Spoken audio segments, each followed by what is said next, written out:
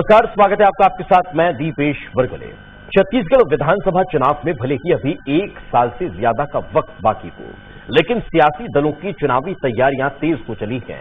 एक तरफ भूपेश बघेल और पूरी कांग्रेस पार्टी एक्शन मोड में है, लगातार जनता के बीच जाकर अपना जनाधार बढ़ाने का प्रयास हो रहा है, तो दूसरी तरफ भारतीय जनता पार्टी नेतृत्व को लेकर असमंजस की स्थिति में है और बागी भी पार्टी की चुनौती बढ़ा रहे हैं। साथ ही प्रदेश प्रभारी डी पुरंदेश्वरी की भूमिका पर भी सवाल उठ रहे हैं। इस स्थिति में कांग्रेस के सामने बीजेपी की तैयारियां अब बढ़ रही हैं, तो ऐसे में कई सवाल खड़े होते हैं जिनके जवाब तलाशने की कोशिश करेंगे। पहले रिपोर्ट देखिए।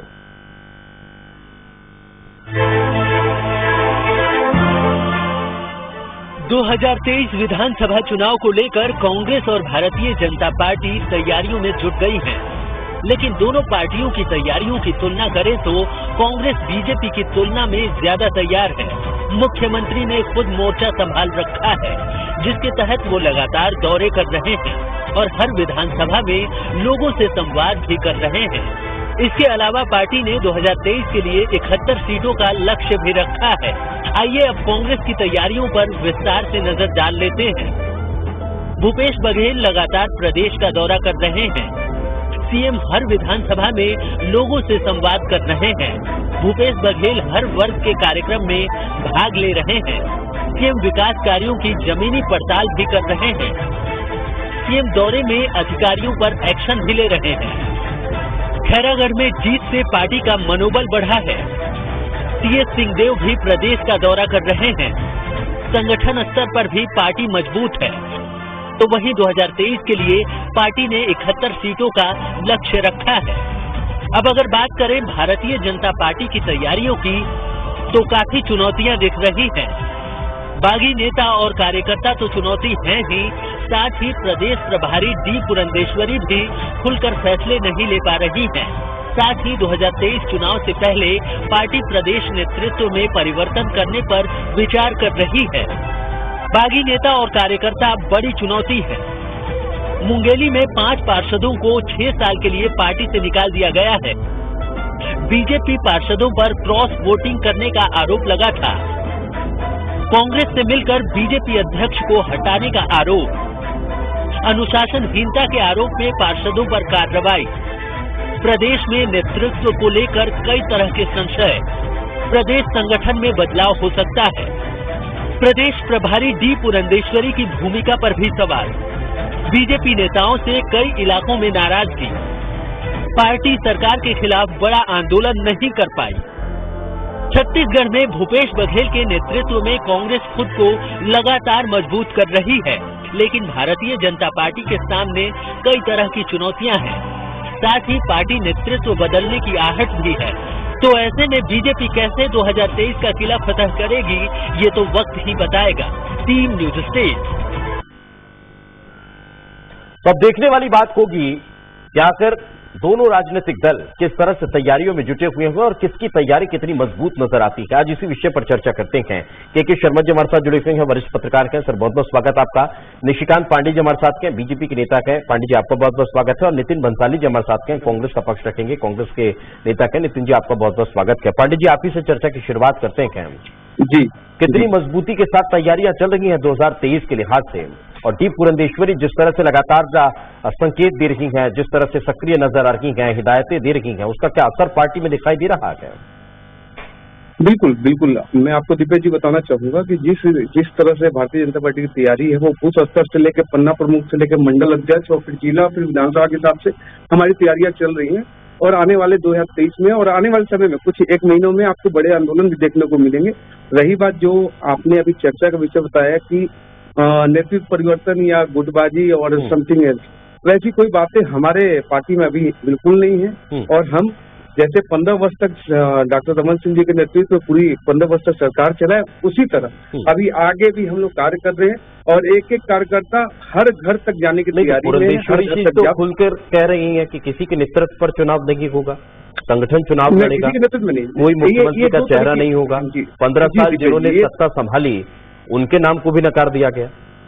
बिल्कुल बिल्कुल दीपेश जी, मैं इस पे आपको स्पष्टीकरण देना चाहता हूँ कि जहाँ पे हमारी सरकार नहीं होती वहाँ हमारा चेहरा कमल का छाप होता है, कमल का झंडा होता है, उसी के नेतृत्व में हम लोग काम करते हैं। और आपने ये देखा होगा, हालांकि छत्तीसगढ़ प्रदेश में हम वर्षों तक सत्ता में थे, इसलिए हमारी तैयारियां लोगों के बीच नहीं दिखती।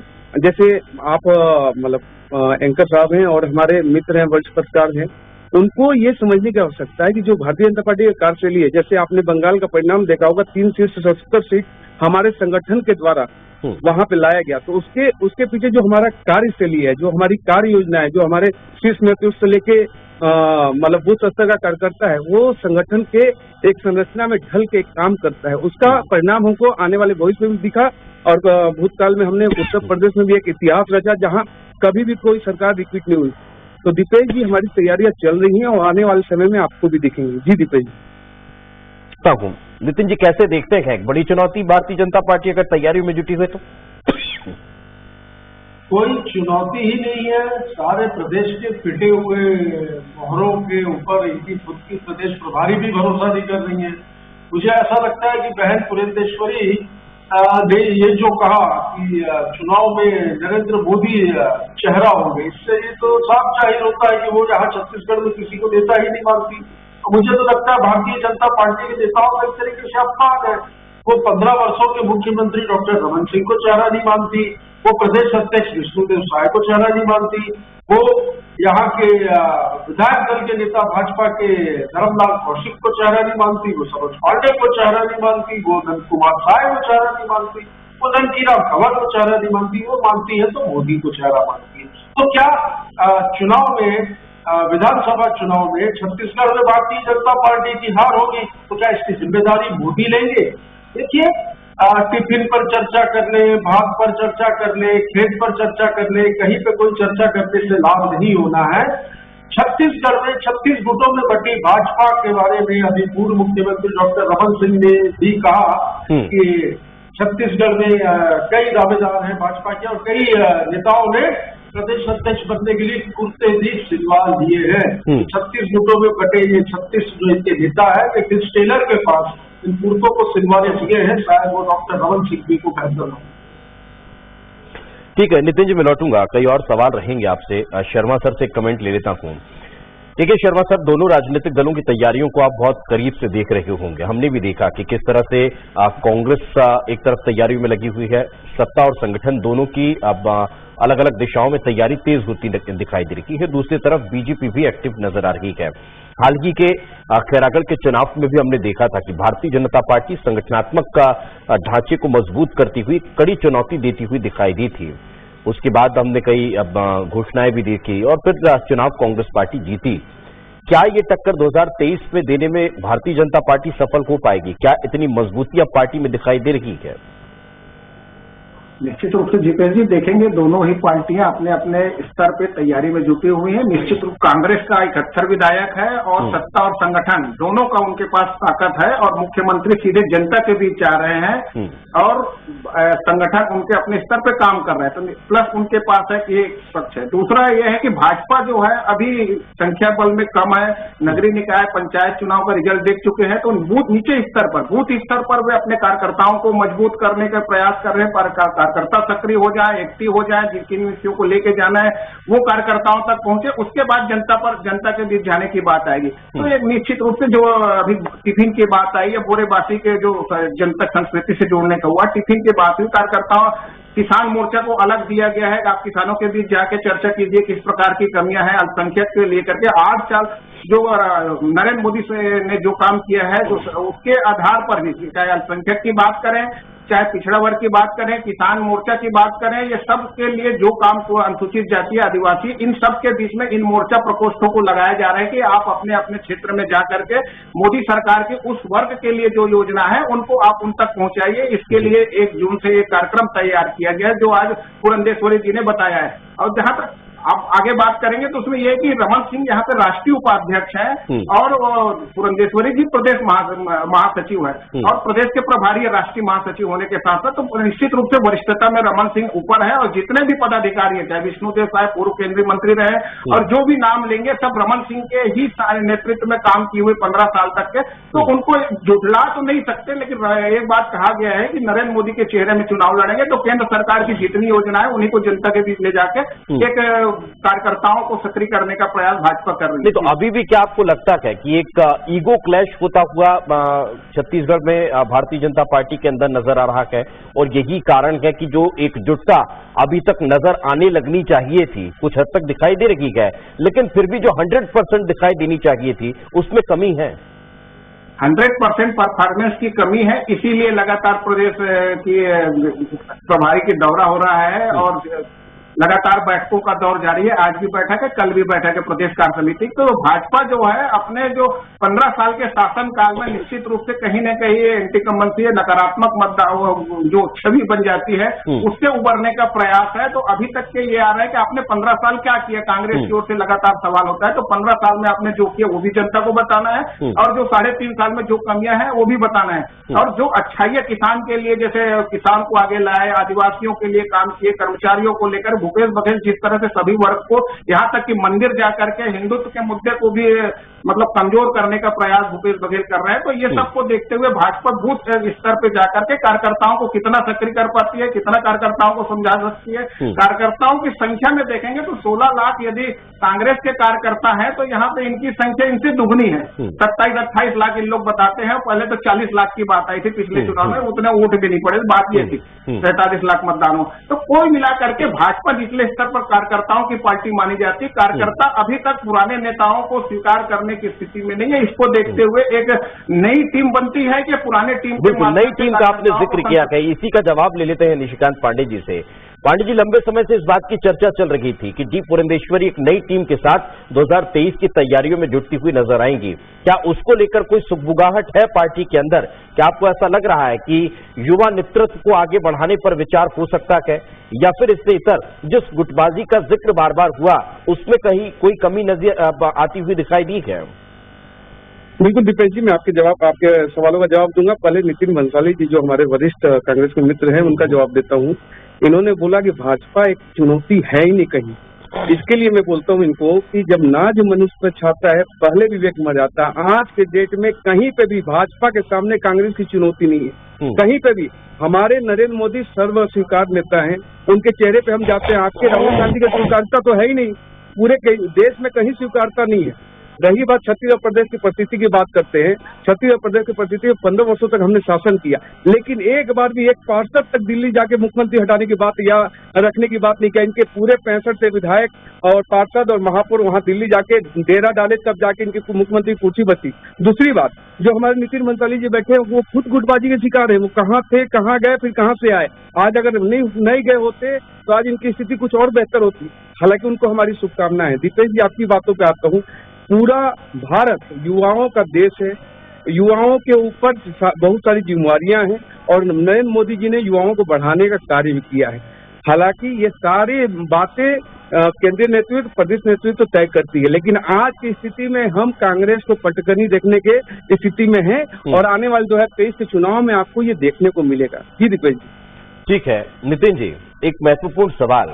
एक तरफ कांग्रेस पार्टी के वरिष्ठ नेता इस बात की तरफ इशारा करते हुए कहते हैं जहां जहां भी पूरे देश में जिन प्रदेशों में भारतीय जनता पार्टी की सरकार है और कांग्रेस विपक्ष में है, वहां इस बात का जिक्र होता है कि हमारी लड़ाई बीजेपी के किसी नेता से नहीं, संगठन से है, और वही संगठनात्मक क्षमता अगर प्रदेश में मजबूत हो रही है और आप उसी की चुनौती मानने से इनकार कर रहे हैं तो क्या संभव है? चुनौती है ही नहीं हितेश जी। ये कौन सा संगठन, कैसा संगठन? मैंने तो कहा जब डी पुरंदेश्वरी वो खुद एक्सेप्ट कर रही है। ये वही संगठन है जिसने देश में आप लोगों को 40 सीटों पर सिमट दिया है। नितिन जी 50 पे आ गए। ये वही संगठन है नितिन जी जिसने देश भर में कांग्रेस पार्टी को चिंतन मंथन करने पर कई राज्यों में आपके जीरो, आपके पास जीरो है कई राज्यों में। निशिकांत पांडे जी को आप ये समझा दीजिए, ये जो निजी हमले अभी इन्होंने थोड़ी देर पहले किए, तो मेरे पास हर नेताओं का इससे पूरा डाटा है। अगर निजी हमले पे बात करनी है, राजनीतिक शुचिता का पालन करने वाला व्यक्ति हूँ, पांडे जी धमकी दे रहे हैं। ठीक है, उस स्तर पे बात करूंगा ना तो आप जवाब नहीं दे पाओगे। ये आपकी धमकी दे रहे हैं ना हमारी पार्टी में थी, हमारी पार्टी में 2014 थी केंद्रीय मंत्री। आपको बताइए, यही तो बड़ा सवाल है ना नितिन जी। ठीक है निशिकांत जी, ठीक है नितिन जी, यही तो बड़ा सवाल है ना। आप जिस भारतीय जनता पार्टी के संगठन को चुनौती मानने से इनकार कर रहे हैं, उसी पार्टी से अगर नेता बार बार छिटक रहे हैं, जा रहे हैं, दूसरे राजनीतिक दल में प्रवेश कर रहे हैं, फिर यही सवाल खड़ा होता है ना कि कहां कमी है, और आप फिर उसी संगठन को चुनौती नहीं मान रहे हैं। तो क्या ये अब एक बड़ी बात नहीं हो जाएगी कि आप इतने मतलब अगर छत्तीसगढ़ में ऐसा है कि कांग्रेस पार्टी भारतीय जनता पार्टी के संगठन को चुनौती नहीं मान रही है, तो फिर एक बड़ी दंभ वाली स्थिति नहीं है प्रदेश में? दंभ नहीं है साहब, चीजें क्लियर दिख रही है। आप 2018 से 2023 का डाटा उठा दीजिए दिपेश जी, आप काफी सीनियर हैं, सीनियर एंकर हैं, मैंने आपके साथ काफी डिबेट की है, मुझे पता है कि आप बहुत अच्छे से छत्तीसगढ़ की पृष्ठभूमि को, छत्तीसगढ़ के नेताओं को, छत्तीसगढ़ की स्थितियों को, परिस्थितियों को बेहतर जानते हैं। 2018 में कांग्रेस की सरकार बनने के बाद आप देखिए ना, पंचायत से लेकर विधानसभा के उपचुनावों तक की हम बात करें, कहाँ जीते हैं इन्होंने? खैरागढ़ को क्या कहा था कि हम सेमीफाइनल मैच खेल रहे हैं, मैच जीतेंगे और फाइनल खेलेंगे। तो आप मुझे बताइए, जब कोई टीम सेमीफाइनल हार जाती है तो क्या वो फाइनल खेलती है? तो सेमीफाइनल से ही ये टीम जो है ये लड़ाई से बिल्कुल बाहर हो चुकी है। और जैसा कि मैंने कहा, धर्मलाल, डॉक्टर रमन, विष्णुदेव साय, सरोज पांडे, नंदीराम कंवर, नंद कुमार साय, अजय चंद्राकर, प्रेम प्रकाश पांडे, विजय बघेल, छत्तीसगढ़ में 36 गुटों में बटी भाजपा पहले एक हो जाए। अब मुझे नहीं लगता कि एक होंगी, क्योंकि डॉक्टर रमन सिंह जी ने खुद कहा कि कई नेताओं ने कुर्ते सिलवा दिए हैं, तो सीधा इशारा तो डॉक्टर साहब का उनकी तरफ भी था। दुख की बात है कि छत्तीसगढ़ में भाजपा के पास कोई नेता नहीं है, और जैसा बहन डी पुरेंदेश्वरी कह रही है कि जो चेहरा होगा वो मोदी होंगे, तो मोदी जी के हार की जिम्मेदारी भी लेंगे, ये भी तय होना चाहिए। ठीक है, निशिकांत जी जवाब दे दीजिए, फिर मैं शर्मा सर का रुख करूंगा। नितिन जी काफी वरिष्ठ प्रवक्ता भी हैं और मैं उनको बोलता हूं कि इतना जल्दी धैर्य नहीं खोना चाहिए। नितिन जी, आपने जो बात कही उसमें मैं एक चीज पूछता हूं आपसे कि देखिए, डॉक्टर रमन सिंह जी के नेतृत्व में हमने 15 साल सरकार चलाई, आपसे 2.5 साल सरकार नहीं चली, आपने डिलीवरी करवाना शुरू कर दिया, यहीं पे परिवर्तन की बात होने लगी, यहीं से विधायक पार्षद सब आप दिल्ली लेके चले गए, क्यों गए थे आप? गुटबाजी आप लोगों की उपज है भाई। नितिन जी, ये सारा प्लान, ये सारा आपके पास मुद्दा क्या है बताइए? तो आपके पास मुद्दा क्या? जनहित से जुड़े मुद्दे पर बात करिए, जनहित से जुड़े मुद्दे पर बात करिए, कौन कहा जा रहा है, मैं बता रहा हूँ, उससे आपको क्या लेना देना है? यही मैं बता रहा हूँ, आप मार रहे हो बार बार। अच्छा, मुद्दे बताता हूँ, धर्मांतरण, कानून व्यवस्था, बेरोजगारी भत्ता, निकालू एनसीआरबी का रिकॉर्ड आपके, क्या लेके बैठा हूँ एनसीआरबी का रिकॉर्ड दिखाओ आपको। ठीक, बेरोजगारी शराब कितनी बिकती थी बताओ, अभी आप आएंगे उस पर भी, वो भी है मेरे पास। यानी कि और मैं यही चाह रहा था, मैं यही बेरोजगारी दर छत्तीसगढ़ की मैं यही चाह रहा था, शर्मा सर से कमेंट लेता हूँ, फिर मुद्दों पर ही आता हूँ। क्या छत्तीसगढ़ में कांग्रेस और बीजेपी मुद्दों पर लौटेगी या नहीं लौटेगी, उन पर चुनाव होगा या नहीं होगा, मैं उसी पर आने वाला था। शर्मा जी से कमेंट लेते हैं। शर्मा जी, क्या आपको लगता है, आपने भी जिक्र किया और हम भी लंबे समय से देख रहे हैं, नहीं हम भी लंबे समय से देख रहे हैं कि बहुत ज्यादा मुद्दे अब छत्तीसगढ़ में ऐसे बचते हुए दिखाई दे नहीं रहे हैं जिन पर विपक्ष सरकार को घेर सके। क्या अब उन मुद्दों को तलाशना होगा एक बड़ी चुनौती? छत्तीसगढ़ की जनता ने पिछले चुनाव में कांग्रेस के घोषणा पत्र को पूरी तरह से स्वीकार किया। जो 2500 रुपए की बात आई और जो ऋण माफी की बात आई, तो जनता पूरी तरह मुद्दों के साथ है, मुद्दों के आधार पर मतदान करती है। अब संगठन की दृष्टि से देखें तो कार्यकर्ता और नेताओं के बीच जो दूरी बन चुकी है भाजपा में, जो अब जाने की बात हो रही, कार्यकर्ताओं के बूथ स्तर पर है, विस्तारक की योजना बनी है। अब आप जनता के बीच जाएंगे, कार्यकर्ता यदि सक्रिय होते हैं, एक सामंजस्य बन जाता है कार्यकर्ताओं और नेताओं के बीच, तो जनता के बीच जाएंगे तो उनका क्या रिएक्शन आता है, ये भाजपा को देखना है। उसके साथ ही कांग्रेस जिस तरह से अभी एग्रेसिव दिखाई दे रही है, जैसे नितिन भाई कह रहे हैं कि पूरी तरह 71 सीट हम फिर से आएंगे और पूरा उससे ज्यादा भी हो सकता है। इस बीच में जोगी कांग्रेस की क्या स्थिति रहेगी? आप पार्टी नया यहाँ पे पूरी सक्रियता अपनी दिखा रही है, इससे क्या होगा? और जो आपकी घोषणा पत्र है उसका क्या होगा? जोगी कांग्रेस पिछले समय जो 7% वोट लेके गई थी, इस बार क्या स्थिति रहेगी? आपकी क्या भूमिका रहेगी दोनों दलों के बीच सत्ता के संघर्ष में? ये सब बातें भी मायने रखें। ठीक है, मैं निशिकांत पांडे जी, एक महत्वपूर्ण सवाल, क्या आपको ऐसा लगता है, क्योंकि तमाम मुद्दे जिन पर आप लोग काम करने का प्रयास करते हैं वो मुद्दे छत्तीसगढ़ में छिदते हुए नजर आते हैं बीजेपी से, क्या कोई ऐसे बड़े मुद्दे खड़े कर पाएंगे जिन आंदोलनों का जिक्र हो रहा है, जिनकी रणनीति तैयार हो रही है, वो क्या धरातल पर उतरते हुए दिखाई देंगे और उसमें आम जनता का सहयोग मिलेगा? बिल्कुल मिलेगा। और मैं दीपेश जी आपको एक चीज बताना चाहता हूँ, जिस प्रकार की मैंडेट 2018 में कांग्रेस पार्टी को मिली थी और वरिष्ठ पत्रकार के शर्मा जी ने उसकी बात रखी, शराबबंदी पे 65% महिलाओं ने, 65% ज्यादा महिलाओं ने इनको वोट दिया। क्या वो इनको वोट देने जा रहे हैं? बेरोजगारी भत्ता क्या बीजेपी के घोषणा पत्र में इस बार 2023 में शराबबंदी मुद्दा रहेगा, और रहेगा तो क्या बीजेपी लागू करेगी? करूंगा दीपेश भाई, एक ही प्रश्न है मेरा, पांडे जी एक प्रश्न है, आप शराबबंदी के पक्षधर हैं? बिल्कुल है। आप शराबबंदी के पक्षधर है ना? तो आपने क्यों बिल्कुल है। 15 साल रिकॉर्ड बनाया शराब बिक्री में छत्तीसगढ़ में शराब बिक्री के नाम पर, और अभी आप तो पक्षधर है और आपको मैं जवाब देता हूँ। हुए सरकार नितिन जी, हमारे ऊपर नितिन जी में जो कहा था करेंगे आप नितिन जी, तो आप तो राजनीतिक समिति बनी है, उसमें क्यों नाम? ठीक है, जवाब ले लेते नितिन जी, जवाब ले लीजिए नितिन जी, बोलिए पांडे जी। मैं नितिन जी को आईना दिखाना चाहता हूँ। महात्मा गांधी की पार्टी 45 से कितने सालों तक राज किए पूरे देश में?